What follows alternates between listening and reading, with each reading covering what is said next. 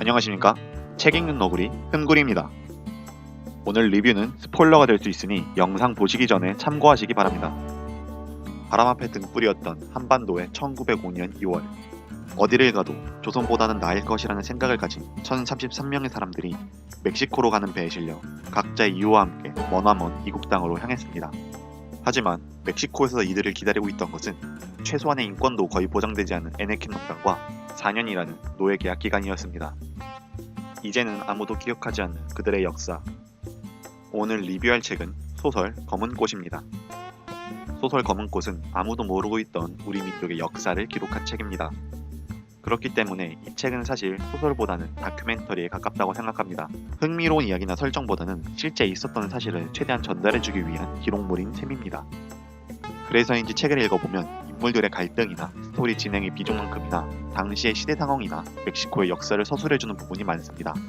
주인공 설명도 그렇습니다. 책 초반에는 김희정이라는 소년의 이야기를 따라가는가 싶더니 곧 그 주변의 인물들의 모습과 삶을 비추기 시작합니다. 한 명의 주인공이 이끄는 이야기가 아닌 겁니다. 이 소설은 고아인 김희정, 해산하고 할 것이 없어진 대한제국의 전직 군인들, 고종의 먼 친척 가문 사람들, 좀도둑, 신부, 박수무당 등 많은 사람들이 서로 얽히고 설키면서 그들만의 이야기를 만들어 나갑니다.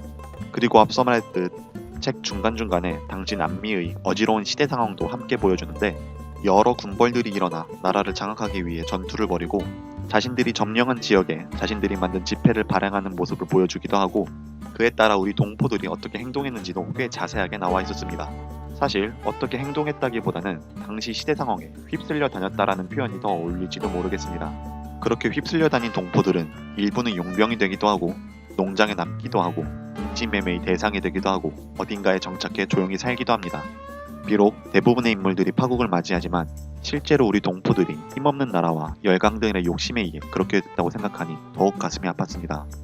그렇게 책의 마지막 장에 이르면 이야기가 끝난 후 책의 등장인물들이 어떻게 살다 갔는지 간단히 나오는데, 그 부분이 생각보다 상당히 설득력이 있었습니다.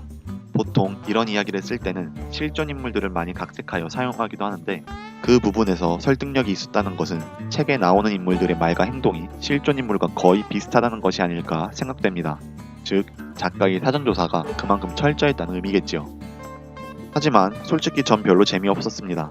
아마도 중간중간에 들어간 여러가지 설명들 때문인 것 같은데, 당시 조선의 상황, 멕시코의 상황, 인물들의 자세한 과거, 농장주의 과거, 군벌 사이에서 벌어졌던 자세한 전투 상황 등 많은 설명들이 책을 채우고 있습니다.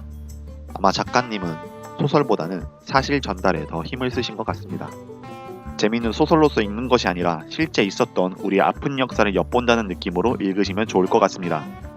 지금까지 잊힌 자들의 기억돼야 할 역사, 소설 검은 꽃이었습니다.